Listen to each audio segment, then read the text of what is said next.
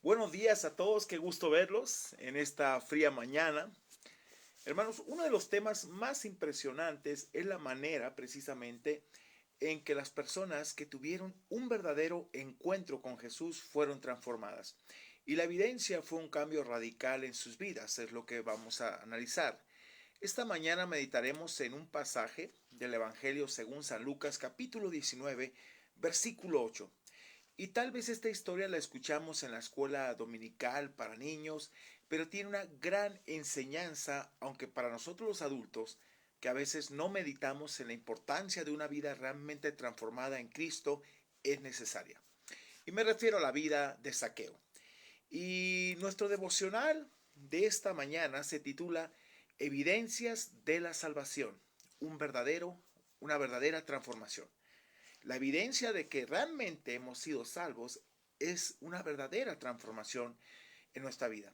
Como era usual, muchos se quejaron, murmuraban de que Jesús había entrado a posar con un hombre pecador, en este caso, un recaudador de impuestos llamado Saqueo. Sí, sabemos que él estaba en un árbol, un sicomoro, porque no podía ver a Jesús, era muy bajo en estatura, y Jesús le dice, baja, baja, hoy estaré en tu casa. Pero veamos el versículo 8 de esta porción de Lucas. Dice, entonces Saqueo, puesto en pie, fíjense qué interesante el impacto que tuvo Saqueo Jesús en la vida de Saqueo. Entonces Saqueo, puesto en pie, dijo al Señor, he aquí, Señor, la mitad de mis bienes doy a los pobres, y si en algo he defraudado a alguno, se lo devuelvo cuadruplicado. ¡Wow! Es interesantes. Entonces Saqueo, puesto de pie, voluntariamente, fíjese, anunció que daría la mitad de lo que tenía a los pobres y que restituiría precisamente cuadruplicado lo que hubiera defraudado. Públicamente quería que la gente supiera que el tiempo que había convivido con Jesús había cambiado su vida. Fue realmente muy corto, pero te das cuenta del impacto que tuvo el Señor en la vida de Saqueo. Fíjese, resulta interesante en esta parte que estuviera dispuesto a desprenderse de muchas de sus riquezas, cosa que Jesús había pedido al principal, al joven rico, anteriormente en el capítulo 18, versículo 22. Lo que Jesús dijo, hoy ha venido la salvación a esta casa. No implica que la acción de dar a los pobres hubiera salvado a Saqueo, sino que su cambio de estilo de vida, fíjese, evidenciaba su correcta relación con Dios. Cuando decimos que tenemos una relación con Dios así, la vamos a tener así con los demás, en ese aspecto. ¿Ok? Saqueo, un hijo de Abraham por nacimiento, tenía derecho a entrar al reino debido a su relación con Jesús. Y Jesús no rechaza a nadie. Esa era la misión de Jesús, buscar y salvar a quienes estaban perdidos. Él vino a buscar y a salvar a los que se habían perdido en esa parte. ¿Sí? Tan pronto como Saqueo hubo abierto, fíjese, su corazón al Señor Jesús, un instinto divino le dijo que debía restituir lo del pasado. Partiendo del texto, hermanos, fíjese, puede dar la impresión de que habrá alguna duda en cuanto a si él había estafado a alguien o no, pero es razonable creer que él sí. Significaba que ya lo había hecho. En el caso de este recaudador de impuestos, que eran odiados por la gente porque eran tomados como traicioneros del pueblo, ¿no? De su mismo pueblo, los judíos. Había conseguido dinero deshonestamente, lo sabía y estaba determinado a hacer algo al respecto, un cambio. Eso nos habla de un encuentro verdadero con Jesús y el deseo de un cambio. Hermanos, esa es la evidencia. Fíjese, es interesante. Por eso creo firmemente que toda aquella persona que ha tenido un verdadero encuentro con el Señor nunca podrá ser igual. Perdónenme por lo que voy a decir, pero mucha gente se justifica, pero es verdad. Hermanos, yo no soy igual de hace 28 años. Hubo un cambio radical en mi vida en los primeros meses, en el primer año, y de ahí el Señor no paró.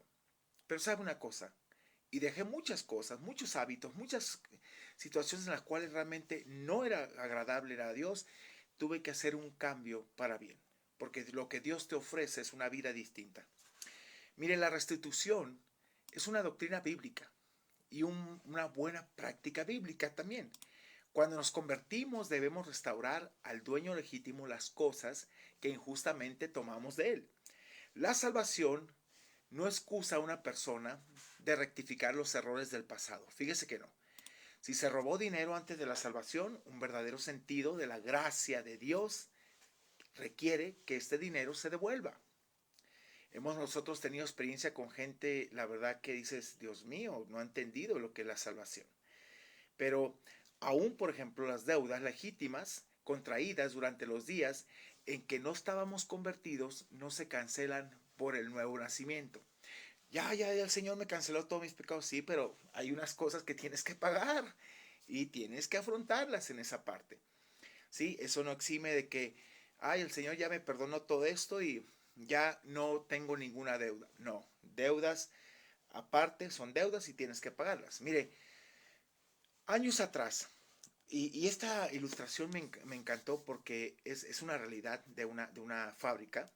Años atrás, cuando cientos de personas fueron salvas en Belfast, se llamaba, bajo una predicación de un hombre llamado W. P. Nicholson, las fábricas locales, hermano, fíjese, tuvieron que construir enormes naves para guardar las herramientas robadas que devolvieron los nuevos convertidos.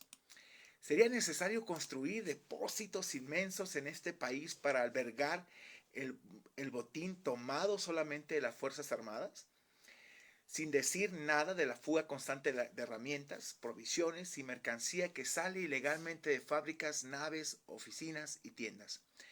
Hermanos, es ideal que cuando un creyente restituya algo, lo haga en el nombre del Señor Jesucristo. Por ejemplo, hurté estas herramientas cuando trabajaba para usted hace años, pero fui salvo recientemente y mi vida ha sido transformada por el Señor Jesucristo.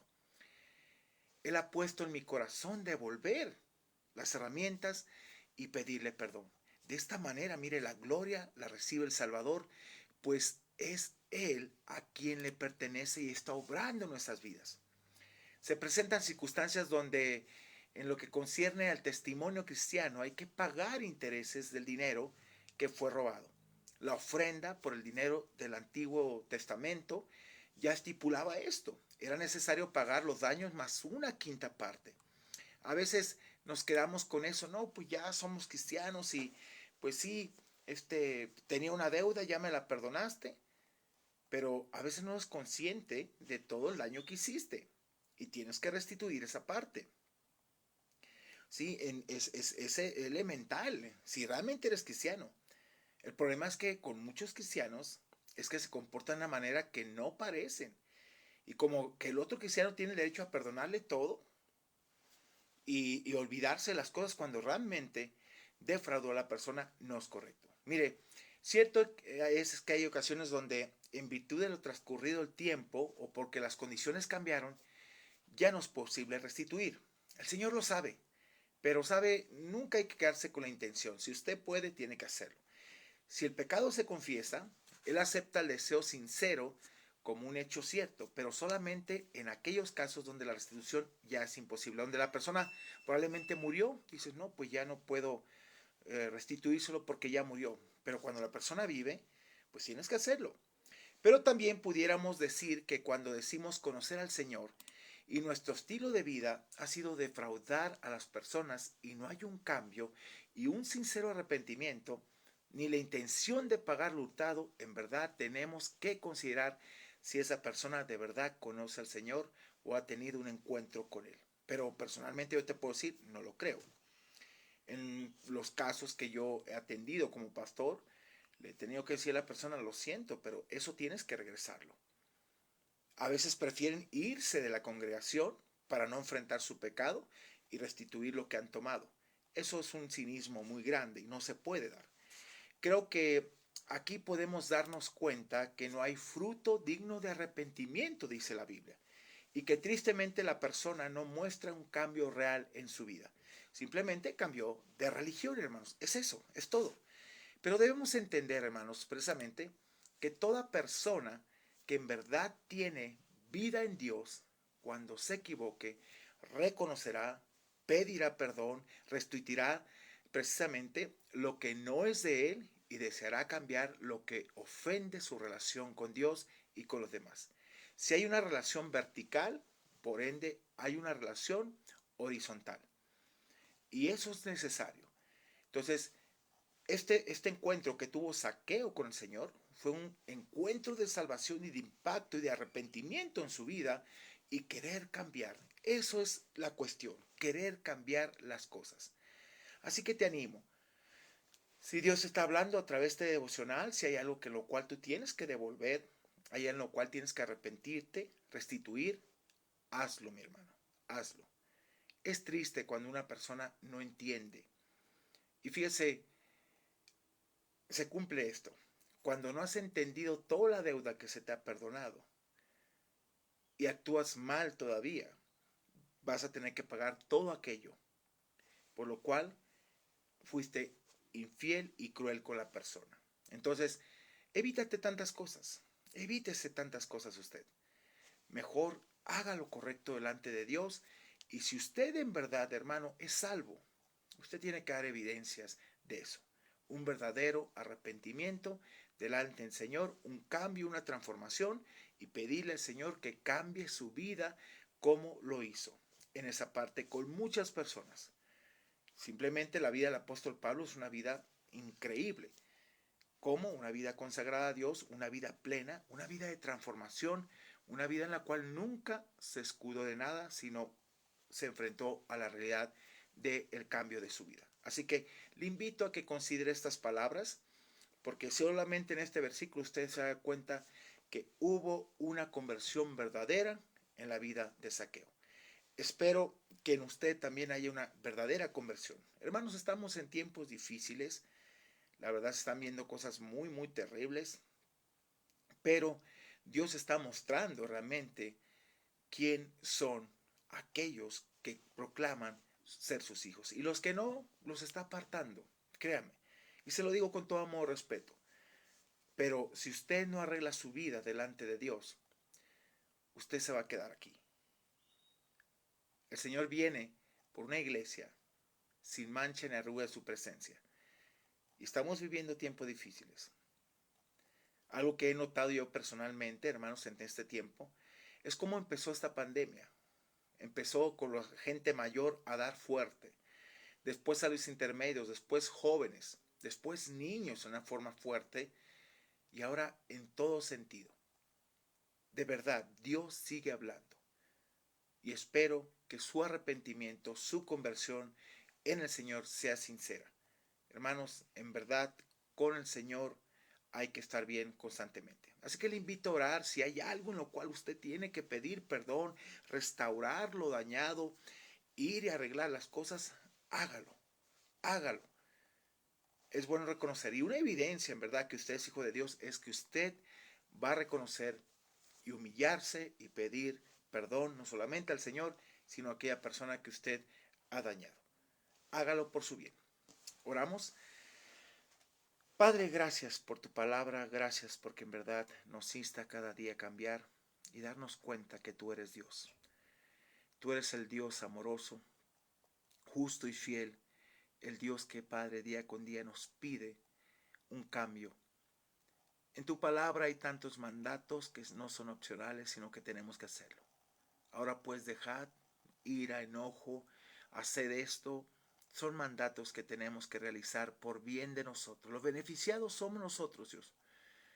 En verdad te pedimos que haya un arrepentimiento sincero delante de ti y que vivamos como hijos tuyos, Señor. Aún, Padre, mostrando el cambio que has hecho en nuestras vidas, no haciendo daño a la gente, Señor, porque es muy fácil. No queriendo burlarnos de ti, no queriendo burlarnos de la gente, no aprovecharnos de la gente en ningún sentido, sino en verdad vivir para ti y para la alabanza de la gloria de tu nombre. Te pedimos perdón, Señor, si te hemos ofendido. Te pedimos perdón si tenemos que cambiar algunas cosas. Y, Señor, pedir también, pues a veces restituir aquello que no es nuestro.